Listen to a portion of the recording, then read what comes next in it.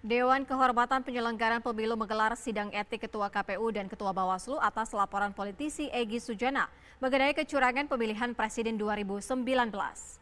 Sidang yang dipimpin Ketua Majelis Haryodo ini mengadegakan pembacaan laporan kecurangan pemilihan Presiden yang dilakukan KPU dan Bawaslu. Dalam sidang tersebut, Ketua KPU Arief Budiman membantah adanya kecurangan penghitungan situng di beberapa tempat. Arief juga menyatakan kematian petugas KPPS tersebut adalah hal yang wajar.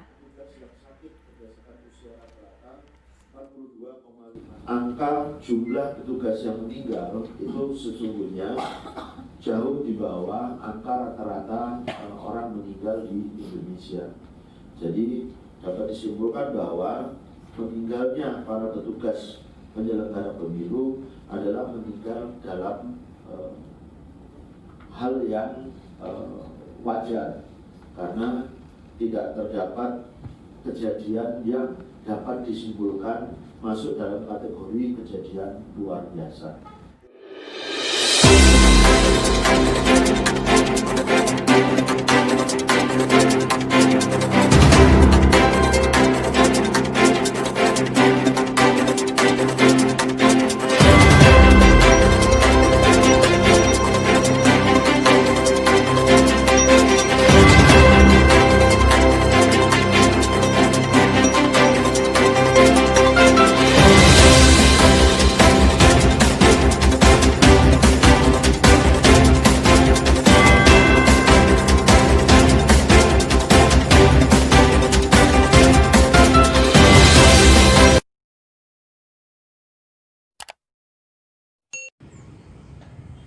Assalamualaikum warahmatullahi wabarakatuh.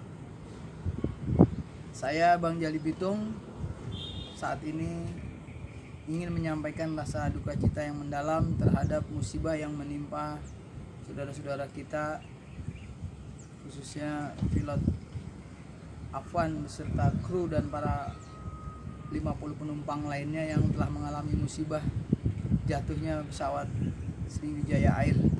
Mudah-mudahan keluarga yang ditinggalkan juga diberikan ketabahan dan kesabaran. Insya Allah, Allah akan selalu bersama orang-orang yang sabar. Saudara-saudara, sebagaimana kita ketahui bersama, akhir-akhir tahun dan awal tahun ini kita banyak mengalami musibah besar ya. Nah, satu hal yang penting juga tidak boleh kita lupakan, ada banyak di samping kasus ditembaknya 6 laskar FPI, ditangkapnya ulama besar, imam besar Habib Rizik Syihab, kita juga tidak boleh melupakan penjahat kemanusiaan, yaitu para koruptor besar yang mengkorupsi, mengambil uang rakyat melalui jabatannya di Dinas Kementerian Sosial. Sebagaimana kita dengar kemarin pemberitaan yang menghebohkan dunia jurnalistik, yaitu tentang kasus diberhentikannya Ketua KPU RI Arief Budiman oleh DKPP melalui surat keputusan nomor 123 PE /10 Romawi /2020 yang dilakukan oleh Ketua DKPP maksud saya Pak Muhammad. Melalui keputusan tersebut ternyata Pak Arief Budiman diduga dan dianggap telah melanggar kode etik selaku penyelenggara dan sekaligus ketua dan anggota KPU Republik Indonesia. Nah, perlu diketahui juga bersama teman-teman di luar sana, saya juga jadi teringat kembali di saat saya bersama Bang Egy Sujana dan teman-teman aktivis yang terus menyuarakan suara dugaan pemilu curang di 2019 tentang pengaduan kita terhadap Ketua KPU RI Pak Arief Budiman, Ketua Bawaslu Pak Abhan di DKPP. Saat itu sidang MK belum berlanjut dan keputusan KPU RI nomor 30 kalau tidak salah itu juga belum lahir, yang dimana memutuskan pemenang Pilpres 2019 adalah Joko Widodo dan Ma'ruf Amin, dan uniknya itu dilakukan pada malam hari, tepatnya dini hari. Nah ini yang menurut saya bahwa sering saya katakan 2019 ini adalah sebuah demokrasi hitam. Demokrasi yang banyak memakan korban anak bangsa. Bahkan 622 petugas KPPS yang pada saat itu kami bersidang, Pak Arief Budiman mengatakan ini hal yang biasa. Bayangkan 622 petugas KPPS. Kalau Indonesia punya 514 kabupaten kota dan atau KPUD, berarti hampir setiap kota itu minimal 1 orang meninggal dunia akibat proses pemilihan umum 2019 yang lalu. Nah, saya selaku salah satu aktivis muslim bersama teman-teman melakukan unjuk rasa ke Bawaslu, ke KPU, bahkan ke MK. Tapi memang kecil harapan kita berharap pada MK, sebagaimana juga yang disampaikan oleh Pak Anwar Usman selaku ketua MK pada saat itu, bahwa hal yang terkait dengan pidana pemilu, kecurangan pemilu bukan wewenang MK. MK hanya menghitung perselisihan. Maka banyak orang mengatakan bahwa MK adalah mahkamah kalkulatif, kira-kira seperti itu bahasa-bahasa guyonnya. Nah, teman-teman, para aktivis kita keadilan, para mujahid dan mujahidah, khususnya bangsa Indonesia dan lebih spesifik lagi adalah umat Islam, ini adalah momentum untuk kita menyatukan kembali, untuk kita membaca, menghayati sekaligus mengamalkan Al-Quran, di mana kita sebagai umat muslim punya kewajiban untuk menjaga anak keturunan kita dari hal yang tidak baik, misalnya rongrongan narkoba dan sebagainya, pergaulan bebas, termasuk juga ideologi-ideologi yang menyimpang. Sebut saja saat ini misalnya seperti dulu Pak Alfian Tanjung menggambarkan bahwa komunis gaya baru akan hadir di Indonesia. Nah, ini gaya-gaya komunis sudah mulai nampak di Indonesia. Saya adalah salah satu orang yang setuju mengatakan bahwa PKI tidak ada di Indonesia.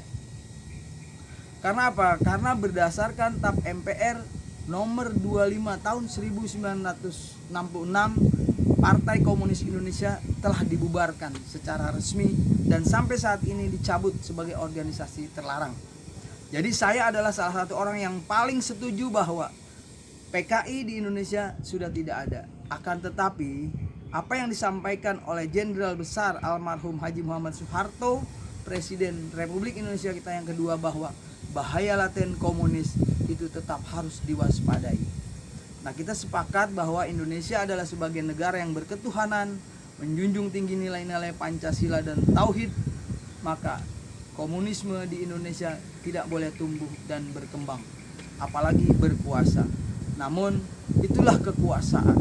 Bagaimana rakusnya orang-orang yang memberhalakan sebuah kekuasaan, mencari jalan, mencari celah, melakukan kecurangan dan sebagainya. Maka untuk mempertahankan eksistensi kekuasaan, mereka bisa melakukan apa saja. Nah, saya juga jadi ingat bahwa pada Pilpres 2014, di mana pasca pengumuman Mahkamah Konstitusi yang mengatakan bahwa Jokowi Yusuf Kala sebagai pemenang dan Prabowo Hatta waktu itu kalah di Mahkamah Konstitusi, waktu itu belum ada media sosial WhatsApp seperti sekarang. Saya pernah SMS kepada Sekjen Partai Gerindra Ahmad Muzani, mungkin jejak digitalnya masih ada di Telkomsel. Pada saat itu saya mengatakan, Bang, kita tetap berjuang dalam rangka menegakkan kebenaran. Saya yakin dan percaya bahwa hasil kecurangan tidak akan membawa manfaat, tapi hasil kecurangan, hasil kebohongan itu justru mendapatkan mudorot. Sebagaimana kita ketahui saat ini, perjalanan bangsa mulai dari pandemi Covid, runtuhnya ekonomi, carut marutnya hukum, dan hiruk pikuknya politik di tanah air, itu menggambarkan sebuah gambaran bahwa Indonesia sedang tidak baik-baik saja. Untuk itu para teman-teman, para rekan-rekan, semua kita sekarang harus menahan diri. Semua harus bersabar, menyatukan kekuatan dan menguatkan persatuan. Wabil khusus kepada umat Islam seluruh Indonesia khususnya, marilah kita bersatu padu. Lepaskan semua perbedaan, tapi marilah kita satukan sebuah kesamaan kita mencintai ulama, mengamalkan Al-Quran secara komprehensif, menjalankan Islam secara kafah di bumi pertiwi Indonesia. Nah, sebagaimana Allah berfirman dalam surat Al-Imran ayat 26, A'udzubillahi minasyaitonirrajim. Bismillahirrahmanirrahim. Qul lillahumma malikal mulki tu'til mulka man tasya wa tanzi'ul mulka mimman tasya wa tu'izzu man tasya wa tuzillu man tasya biyadikal khairi innaka ala kulli syai'in qadir. Artinya apa? Artinya bahwa seluruh kekuasaan ini sehakikatnya adalah hanya milik Allah. Ketika Allah menghendaki, Dia akan memberikan kekuasaan ini kepada siapapun yang Dia kehendaki. Begitu juga sebaliknya, Dia akan menarik kekuasaan itu dari orang yang Dia kehendaki. Pertanyaannya adalah, bagaimana upaya-upaya umat Islam, bagaimana himbauan-himbauan Habib Rizik, bagaimana para ulama, para ormas-ormas Islam yang memperjuangkan Pilpres pada tahun 2019 ternyata tidak menang. Nah, inilah jawaban dari Allah Subhanahu wa taala. Mari kita bertafakur, kita berpikir secara jernih bahwa Allah sedang memberi contoh. Inilah perjalanan umat Islam di akhir zaman. Inilah prototipe dan contoh-contoh pemimpin. Sebut saja orang banyak mengatakan bahwa ini adalah pemimpin yang zalim. Nah, ini Allah buktikan. Kalau misalnya pada saat itu tidak dimenangkan atau tidak dijadikan, maka umat Islam tidak punya cambuk. Dengan ditangkapnya Habib Bana Rizik Syihab, ini merupakan sebuah cambuk besar. Cambuk besar bagi umat Islam, khususnya para konglomerat Islam. Kita Islam ini sudah tidak punya kekuatan apa-apa. Politik hanya beberapa partai yang masih konsisten memperjuangkan umat Islam. Hanya beberapa tokoh politik dan para ahli hukum baik tata negara maupun pidana yang masih konsen memperjuangkan umat Islam. Demikian juga para alim ulama. Sudah capek kita para aktivis, para teman-teman, para laskar, para mujahid dan mujahidah berjuang untuk menegakkan kebenaran. Revolusi akhlak adalah bukan hal baru. 14 abad yang lalu Rasulullah dikirim dan diutus oleh Allah dalam memperbaiki akhlak manusia. Itulah revolusi akhlak. Tapi apa yang terjadi pada saat ini?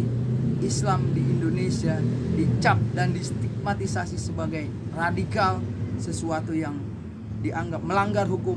Padahal ingat saudara-saudara semua ya, bahwa 18 Agustus bangsa Indonesia membangun fundamental konstitusionalnya melalui Undang-Undang Dasar 1945 yang dirumuskan oleh para alim ulama, para cendekiawan muslim, para politisi muslim sebagai sebuah konsensus untuk menyatukan negara kesatuan Republik Indonesia, untuk membatalkan menjadikan Indonesia sebagai negara Islam. Akan tetapi pada saat ini kontributor terbesar dalam perjuangan Islam adalah para santri, para alim ulama, para kiai, para mujahid, para pejuang, para pahlawan seluruh Indonesia, para sultan yang menyumbang, para dermawan dan sebagainya. Hari ini harus menangis, menjerit dan menderita, di mana alim ulama dibuang jauh-jauh dari proses berbangsa dan bernegara. Bahkan lebih kejam lagi, ada semacam orang menyebutnya ini kriminalisasi ulama. Tapi saya lebih ekstrim lagi menyebut ini adalah politisasi hukum yang kemudian ditingkatkan menjadi pemerkosaan hukum atas nama hukum. Semua orang berdalih bahwa kita negara hukum. Atas dasar hukum itulah kita dihukum. Atas dasar itulah orang dihukum, baik melalui Undang-Undang ITE yang sekarang banyak menjerat para aktivis, maupun dari hal-hal kecil yang sesungguhnya tidak substansial, tidak krusial untuk diangkat karena masih banyak permasalahan-permasalahan hukum yang lainnya. Contoh misalnya, kenapa saya masih tetap menyebutnya bahwa ini adalah sebuah residu pemilu 2019 yang belum terselesaikan. Orang tua saya pernah bilang bahwa dua hal yang bisa menyelesaikan sebuah kebohongan. Yang pertama adalah mengakui kesalahan atau kebohongan. Yang kedua adalah melakukan kebohongan, dan terus kebohongan. Mungkin itu saja yang dapat saya sampaikan sebagai curahan hati saya. Teman-teman semuanya tetap semangat, tetap berjuang.